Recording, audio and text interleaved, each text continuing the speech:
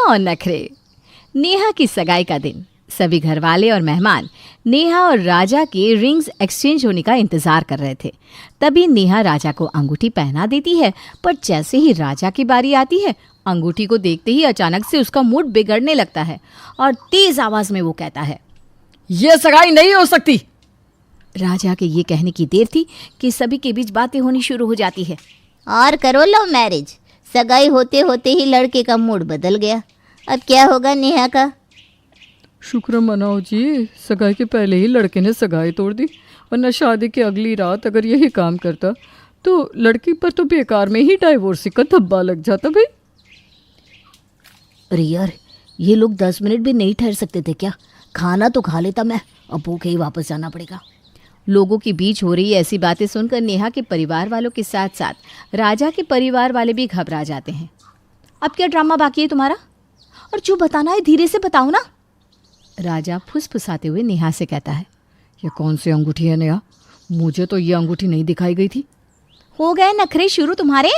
मुझे पता ही था, लड़कों का यही होता है। शादी के पहले पहले बाबू सोना, और रिश्ता पक्का होते ही सर पर तांडव करने लगते हैं।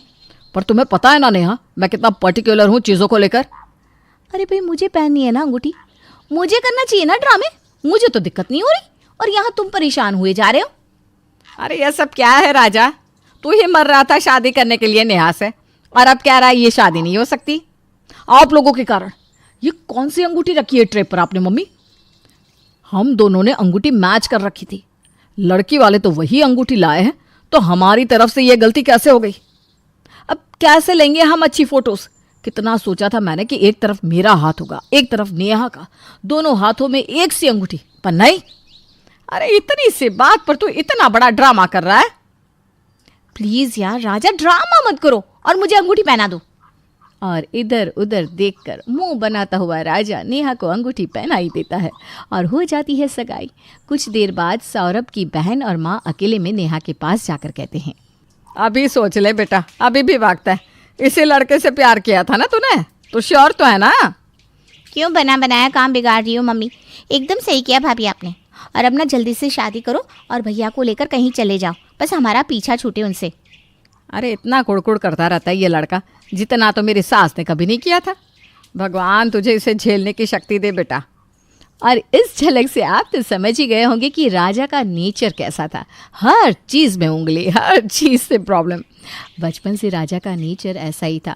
उसे सारी चीज़ें परफेक्ट चाहिए होती थी, चाहे वो खुद की हो या दूसरों की। परफेक्ट मतलब परफेक्ट।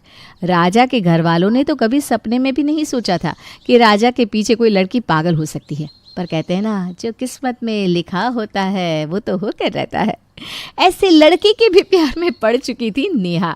पिछले 5 सालों से नेहा और राजा डेट कर रहे थे और आज आखिरकार उनकी सगाई हो जाती है। सगाई से अपने घर लौटते ही, बताओ, पीछे से पूरे घर की लाइट्स ऑन थी। ऐसे ही तो बर्बाद होते हैं पैसे।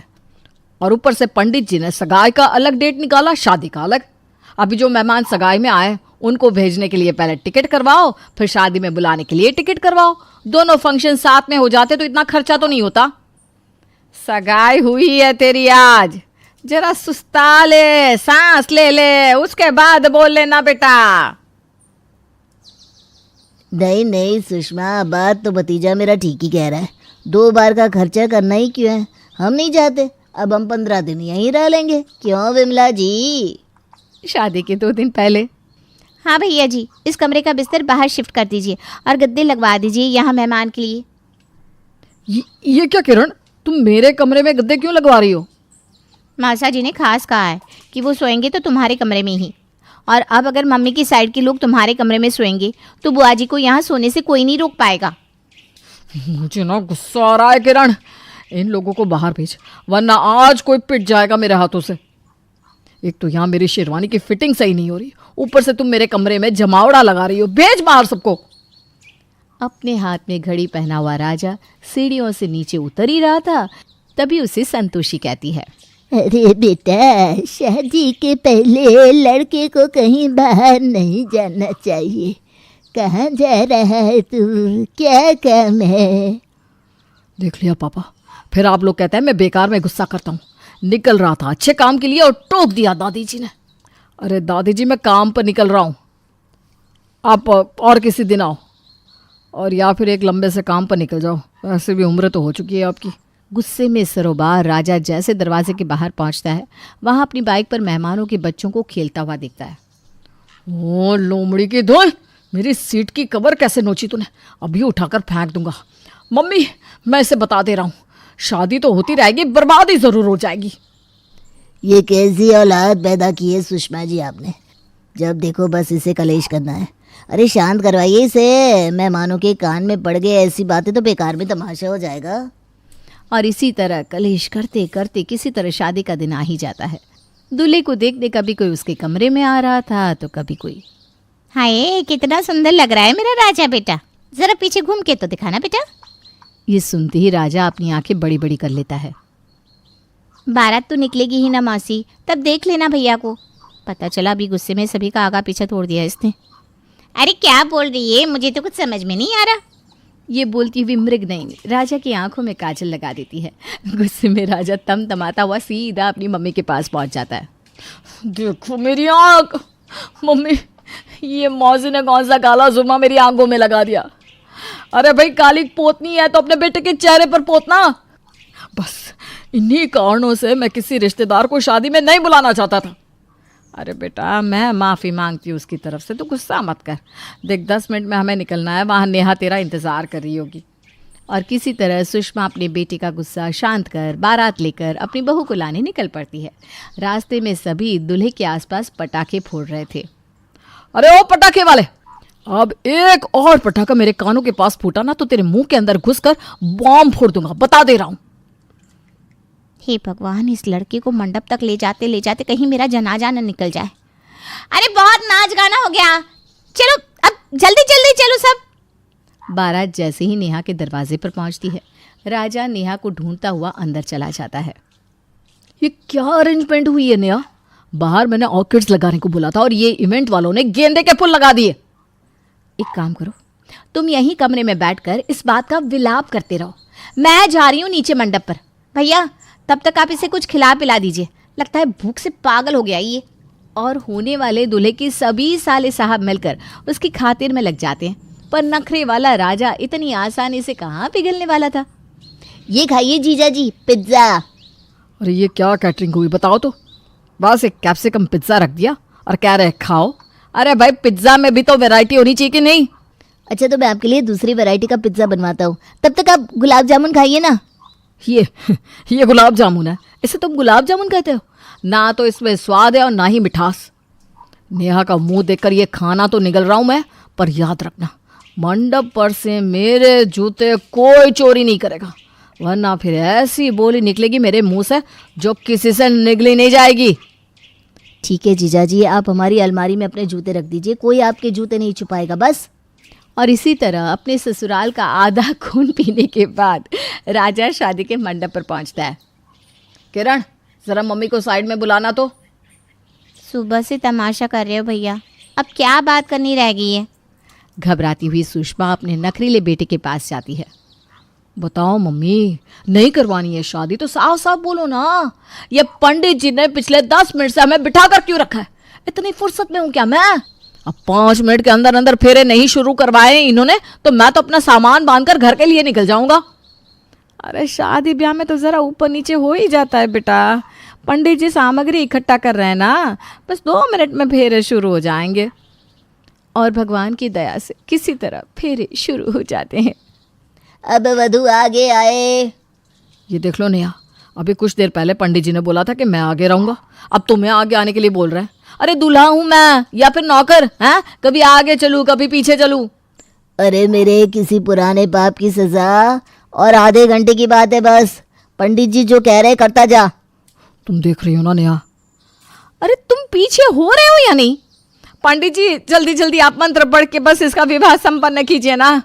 विवाह संपन्न हुआ, चलो बहू हम निकलते हैं। अरे जा बेटा, तू कर कलेश, जहाँ करना है कर। पापा मम्मी, मैं आपकी गाड़ी में आऊंगी। ए कलेशी, तू दूसरी गाड़ी में आ जाना। जिंदगी किसी को किस मोड़ तक ला सकती है। एक दिन कविता अपने पति से कहती है, कौन है ये बच्ची, बताते क्यों नहीं, क्यों लेकर आए हो इसे यहाँ? कविता, ये मेरी बच्ची है। माँ पापा मेरी शादी शिवानी से करने के लिए मान नहीं रहे थे, लेकिन मैं उससे बहुत प्यार करता था। अब वो इस दुनिया में नहीं है, लेकिन सन्निका की जिम्मेदारी मेरी है, इसे मैं अपने पास ही रखूंगा। कविता ये देखकर सुनकर सन्न रह जाती है। कैसी बात कर रहे हैं आप? लोग क्या कहेंगे? मैं कैसे इस बच्चे के साथ जीवन चलाऊंगी? देखिए, इसे देखकर मुझे टेंशन हो रही है। आप इसे ले जाइए यहाँ से। मेरी भी तो बेटी है, मैं उसका हक कैसे मार दूं? दिनेश कविता को किसी तरह समझा लेता है। देखो सन्निका, ये आज से तुम्हारी माँ है, इन्हें तुम्हें माँ कहना है। कविता को तो सन्निका को देखना भी गवारा नहीं है, फिर वो उसकी माँ कैसे बन पाती? और शायद दिनेश भी ये हकीकत जानता था। कुछ साल बाद देखिए, अब राधिका बड़ी हो गई है, उसके लिए किसी अच्छे घर का रिश्ता देखिए ना। शादी तो करवानी है ना। हाँ, लेकिन सन्निका उससे बड़ी है, पहले तो उसकी शादी तय करेंगे ना। जमाना जानता है कि वो एक नाजायज लड़की है, कोई उससे शादी क्यों करेगा? वैसे भी आता है क्या उसे, जो कोई उसे अपने घर की बहू बनाएगा? तभी वहाँ सन्निका आ जाती है। पापा, मुझे स्कॉलरशिप मिल गई है, आगे का सारा खर्चा यूनिवर्सिटी वाले उठाएंगे। मैं कल ही वहाँ हॉस्टल में शिफ्ट हो रही हूँ। लो, सुना दिया ना फैसला। अरे अब क्यों शिफ्ट हो रही हो? पहले ही हो जाती शिफ्ट। दुनिया में यूं कालिक तो ना होती हमारी। क्या यार कविता, एक तो खुशी की बात है कि लड़की को कुछ आगे बढ़ने पढ़ने का मौका मिल रहा है, लेकिन नहीं, तुमको तो केवल ताना मारना ही आता है। जाकर देखो शिवानी क्या कर रही है। अरे हाँ, मैं शिवानी को दूध देना भूल गई, वो कैसे उठेगी? कविता को ये सुनकर गुस्सा आ जाता है। हाँ हाँ, अपनी किताबों से फुर्सत मिले तब ना। मेरी बेटी ना कुछ खाए ना कुछ पिए, यही तो चाहती हो तुम। सन्निका, जिसने कभी कविता से बात ही नहीं की थी, क्योंकि वो उसे हमेशा कोसती, वो वहां से बिना कुछ कहे निकल जाती है। खाना तो पूरा बन गया, अब जाकर आराम से पैकिंग करती हूँ, कल वक्त से निकल जाऊंगी। देखिए जी, वैसे तो ये लड़की मुझे एक आंख पसंद नहीं, अपने कमरे में पैकिंग कर रही है। अरे मुझसे तो कभी बात भी नहीं करती। आप साफ साफ बोल दीजिए उसे कि घर से जाएगी तो सारा काम कौन करेगा? उसकी माँ। माँ का नाम सुनकर सन्निका भी वहाँ आ जाती है। नहीं, वो कैसे करेंगी, वो तो मर गई है ना। उस मनहूस औरत को मेरे घर में याद करने की कोई जरूरत नहीं है, समझी? वैसे भी ना होते हुए भी तेरी शक्ल में लगता है कि वो हमारे बीच में ही है हमेशा से। तो ठीक है ना, जब जा रही हूँ तो क्यों प्रॉब्लम हो रही है आपको? सन्निका घर से निकल रही थी। कविता ना चाहते हुए भी सन्निका को रोक लेना चाहती थी, और वजह थी सिर्फ उसकी सोशल लाइफ का डिस्टर्ब हो जाना। किटी में कविता की सहेलियाँ कहती हैं, क्या बात है, तू परेशान सी लग रही है, सब ठीक तो है ना? क्या हुआ, उस सन्निका ने फिर कोई तमाशा किया क्या? अरे नहीं नहीं, चली गई, वो तो ऑक्सफोर्ड की कोई NGO है, उसकी स्कॉलरशिप मिली है। मेरा भाई बता रहा था कि उसका तो फ्यूचर ब्राइट है। अरे चल ना, तुझे क्या, तेरा तो पीछा छूटा उससे। अरे कैसे क्या नहीं, घर का सारा काम करती थी। इसकी छोटी बेटी को भी तो उसी ने संभाला था, याद है? उसकी छोटी बेटी का जो केस हुआ था, वो भी अपने सर ले लिया था। हाँ, तो बदले में सारा खर्चा भी तो हम लोग ही उठा रहे थे ना। और पता है, वो मुझसे बात भी नहीं करती, जैसे पता नहीं मैं ही उसके माँ के मरने के लिए जिम्मेदार हूँ। अरे खुद को क्यों दोष दे रही है? तूने जो किया शायद कोई नहीं करता। कविता को समझ में नहीं आ रहा था कि उसके साथ ऊपर वाले ने ऐसा क्यों किया। वो शाम को घर आती है। आज तो बहुत खुश होगी तुम, एक बला से छुटकारा मिला ना तुमको। बेचारी की जिंदगी नरक बना कर रखी थी। वो तो कहते हैं ना, ऊपर वाला सब देखता है। देखो, चुन लिया उसने अपना रास्ता। कविता का मन तो करता है कि वो पति को सब कुछ सुना दे, लेकिन सामने सास खड़ी होती है। ये तो है, बेचारे को खाना बनाने से लेकर घर के सारे काम करने पड़ते थे। बाहर का भी कोई काम होता तो वही देखती। अब देखते हैं घर का काम कैसे होता है। तभी कविता की बेटी उसके लिए चाय लेकर आ जाती है। लो माँ चाय। कैसी रही किट्टी? अच्छी थी बेटा, खाने में कुछ बनाया है क्या? हाँ, सन्निका दीदी जैसी ही सब्जी बना दी है, आप रोटी बना लो। और हाँ, कल मैं चली जाऊंगी इलेक्ट्रिक बिल और राशन लाने के लिए। अच्छा, पैसे मैं दे दूंगी। सन्नी का कार्ड दे गई है ना? हाँ माँ, एक कार्ड तो देकर गई है। अरे चोर नहीं थी वो, मेरे बेटे का ही खून है। पता नहीं कितना घमंड भरा है इसमें। अरे छोड़ो ना माँ, जिसको जो बनना था वो बन ही जाएगा। अच्छा माँ, कल चलना है उसके कॉलेज में, सभी पेरेंट्स को बुलाया गया है। अब कविता तो जाने से रही, तो हम ही साथ चलते हैं। हाँ बेटा, उस बिन माँ की बेटी का है ही कौन। अब क्या था, कविता का गुस्सा फूट पड़ता है। हाँ, आप लोगों के जैसे तो इंसान नहीं देखे मैंने। अरे मेरे सामने ही अपनी नाजायज बेटी को लाकर बिठा दिया। रोज मैं उसे देखती तो एहसास होता कि कैसे आपने मुझे इतना बड़ा धोखा दिया। जरा सोचिए तो, अगर ऐसा ही कुछ मैंने किया होता तो। अरे रहने दे, क्या नहीं किया तूने उसके बदले में। उस मासूम के साथ क्या क्या करती थी सब जानते हैं हम। अरे छोड़ो ना माँ, ये तो एक बात लेकर बैठ जाती है। चलो सोने चलते हैं। अगले दिन दिनेश और उसकी माँ सन्निका के कॉलेज में जाते हैं। कैसी हो बेटा, मेरा नाम रोशन करना। जरूर पापा। ये ले बेटा, पैसे रख ले। नहीं, वो कविता ने काट दिया है। अरे बेटा, वो माँ है तुम्हारी, उसका नाम क्यों लेती हो? अरे हटाओ भी, क्या ही क्या है उसने इसके लिए, क्यों माँ बोले। तभी वहाँ सन्निका के टीचर आ जाती हैं। सन्निका की माँ नहीं आई? जी नहीं, वो घर में बेटी है ना, सबका एक साथ आना तो मुमकिन नहीं था। तो उन्हें भेज देते, हम सभी उनसे मिलना चाहते हैं। मानना पड़ेगा, बहुत अच्छी तरह से पाला है उन्होंने अपनी बेटी को। क्या घर का काम, क्या बाहर का, कॉन्फिडेंस तो कूट कूट कर भरा है। पैसे रुपये के लिए भी इसे किसी का मुंह नहीं देखना पड़ता। स्कूली शिक्षा भी लाजवाब है। पिता और दादी को एहसास होता है कि जिस कविता के पालन पोषण पर उन्हें हमेशा से शक रहा, वो सन्निका के भविष्य के लिए किसी वरदान जैसा साबित हुआ।